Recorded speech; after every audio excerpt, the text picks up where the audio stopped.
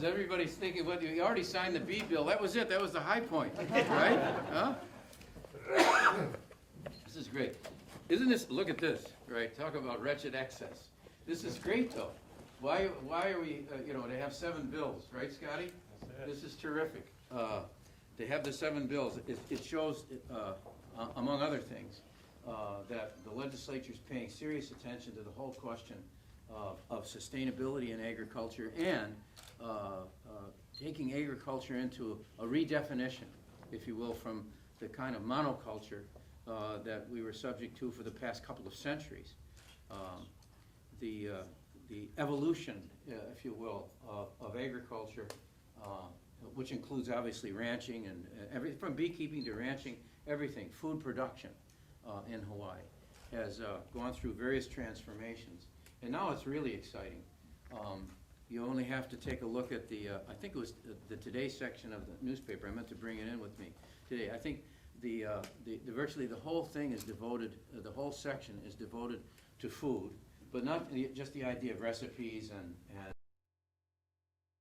to it, but the evolving and emerging and centrality of farm to table, farm to restaurants, farm to chefs, the organic connection, no pun intended, between those who are now growing food here in Hawaii and its a transformation into Hawaiian cuisine that is actually becoming an attraction, even to the point of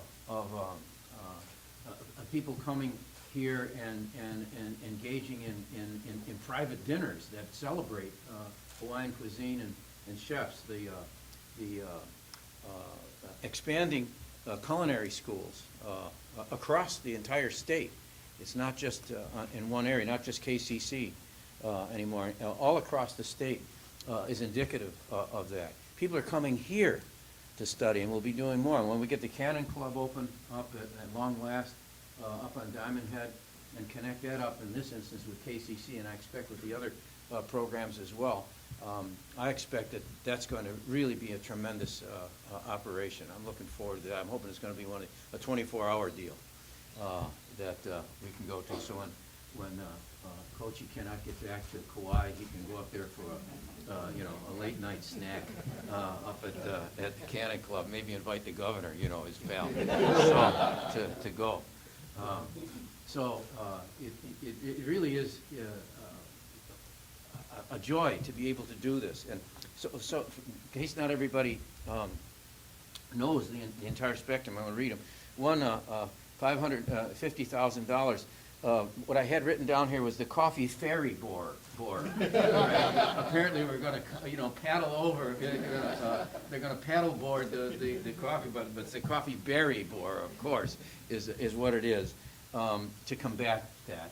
And now that we've got our ag inspectors and everything in place, we hope to be able to fend off the invasive species that come here to the islands. As we know, the most pernicious invasive species right now is the two-legged variety, but we're trying to do our best to overcome our sins in that regard. And then the East Kauai irrigation ditch, $75,000 and $45,000 to Peekauai ditch, the irrigation system, AKA the Menehune ditch, right? I got to get that right. Then livestock feed subsidy. This is so important. We must do our absolute best to try to get feed indigenous to Hawaii in order to support all the various ranching. It's not just cattle. We're talking about goats too. I'm going to Maui shortly, and I'll be sure to stop by surfing goat over there. Goats raised for meat. There's sheep, lambs, fish, crustaceans, the whole thing. The livestock feed subsidies in our livestock revitalization program. Then the egg loan program, adding farm innovation loan programs, definition of a new farmer, because that's what's going to be required. Wouldn't it be great to have our own chocolate and in sufficient quantity to be able to have, we have macadamia nuts, Hawaiian chocolate. It'll be iconic. With the internet world that's out there now, I really believe that Hawaii agriculture is going to take a premier position in the world economy in this sense of both processed, added value products that have the Hawaii label, that have the Hawaii origin, I think are going to be sensational around the world because of our ability to for Hawaii as an iconic brand, if you will, to have instantaneous credibility everywhere. And then 560 authorizes the Hawaii Housing Finance and Development Corporation and the Community Development Authority, Hawaii Community Development Authority, to develop programs to provide incentives for the development of housing projects that incorporate urban gardening. Believe me, I can feel my wife right now with her arm in my back pushing me forward saying, sign that first. The urban gardening. We have a little garden outside Halekiaina right now that if I'm able to get there before the birds, I have to fight them off. We're already enjoying that in a very modest way. But we're talking about vertical gardens now. And all the islands I see, especially entrepreneurial business folks, combining urban gardening with small businesses that they're involved in. We want to urban gardening, of course, will include the schools as well, so that kids can grow their own food for their own consumption. And then the building code and permit exemptions for non-residential buildings and structures. Don't worry, we're not talking about building junior high-rises for chickens or some such. These are the buildings that are going to enable our farmers, our new farmers under the new definitions, to be able to get the structures that they need, whether it's greenhouses and such, and sheds for storing equipment and et cetera, pumps, and especially when we get our irrigation and water situation straightened out, we're going to need that kind of ability for especially the small farmers to be able to have the infrastructure that they need in order to succeed without violating any codes. This includes, by the way, indigenous Hawaiian structures too, hollies and others that may provide an opportunity for what I guess we would call customary and traditional approaches to farming. And this will also help commercial farms and ranches located in the urban side of things. There's no reason why we can't have that same kind of combination that we used to have. What's interesting in that regard to me is when I first encountered agriculture in Hawaii was right down the street from me when I was first at the UH in 1959, because the Hawaii sugar planters experimental farm is where Makiki Park is right now. That's where they did the experimentation, right there, right in the heart of the urban apartment districts that grew up was the research activity. In fact, the Makiki Library we're trying to restore right now was in fact the original research building for sugarcane. So there's a history, there's a legacy here, and I'm very happy that the legislature recognizes that urban setting and agriculture are not necessarily incompatible at all. And then finally, this is the one that I really am most enthusiastic about, and that's appropriating $75,000 to the Department of Education for the Future Farmers of America. This is something that's really important. In my trips around the state, if there's one thing, particularly in the rural schools so far, but it won't necessarily be limited to that in the future, is that young people all over the state want to be in Future Farmers of America or the 4-H opportunities. And these are sharp young people who understand that this is not a sidelight or a game for them, that they have to be business smart, that they have to be educated, that they have to have a complete understanding of what they're in for, and they want to do it. They're motivated to do it. And to let that slip away would be a sin.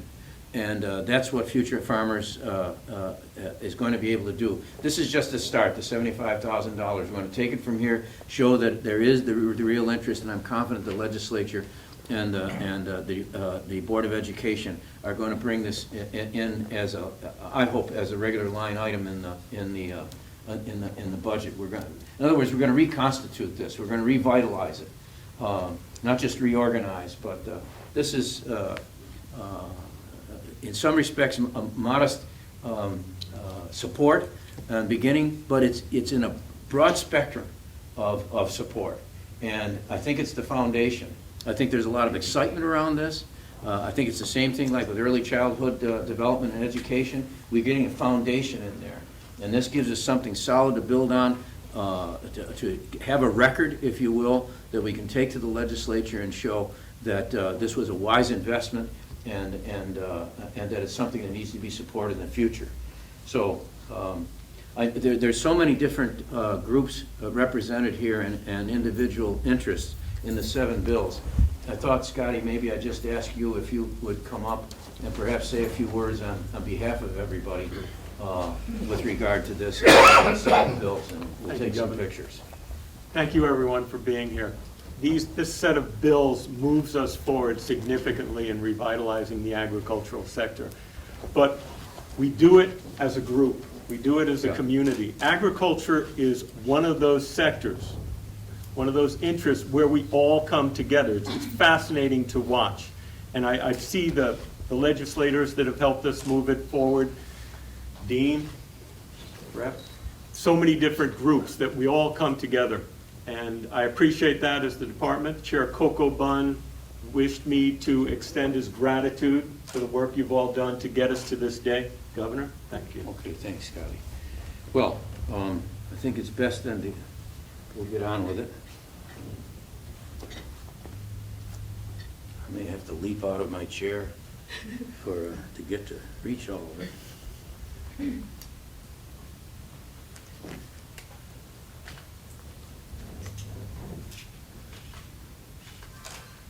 This is the egg building permits bill right here, 586.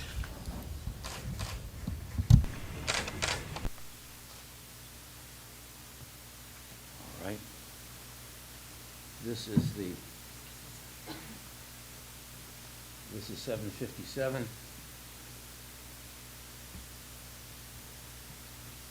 The $75,000 for the Future Farmers of America.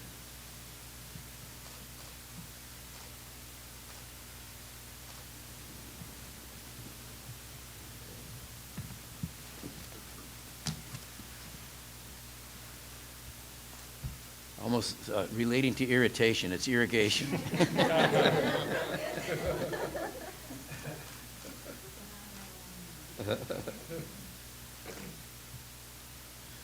I can do that without having to have a bill, right? This is the feed bill and the cost of livestock production and so on, addressing that question.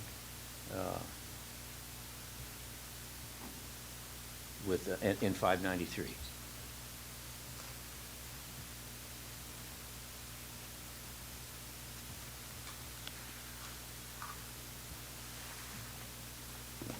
And this is the ag loan bill, farm innovation loans.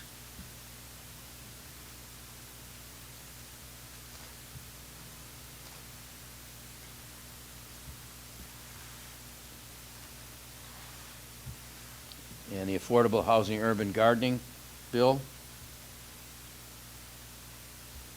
which I want to say to those who may not have gotten a complete language there, develop programs to provide incentives for the development of the housing projects to do urban gardening. So that means it's going to encourage it. It's not just going to sit there passively and wait for people to come in, although it'll certainly do that, but it's going to be active. This is an active voice bill.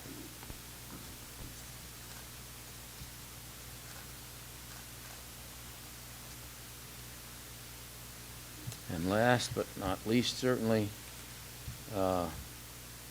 this is the coffee berry borer funding to combat this invasive species.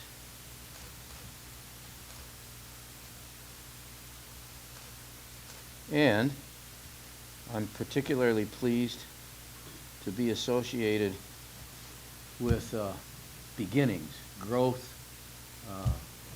springtime, give you that idea, little buds blooming and coming forth, because today is my birthday. So I'm going to do that, yeah. Pictures with this one, since that's the urban one. Okay, and I'll use as a case in point of, okay, the urban gardening, all right? As the Bill will take some pictures. So, how should we do this? Should we do it, how about the legislators come up first?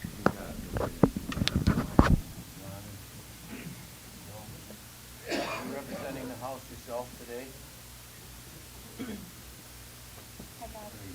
Oh. Sharon, I didn't see, there you go. Good. Oh, thank you. Good. Thank you, Jim.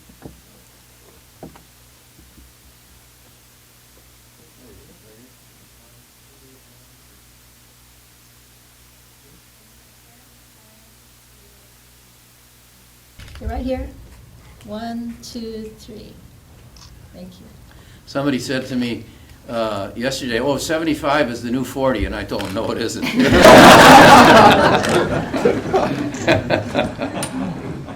Can we get the department up? Okay. The department, please? Oh, yeah, sure. Department? Ken? As you can see, everybody in the egg department is well fed. Thanks, Sharon. Oh, thanks, Ronnie.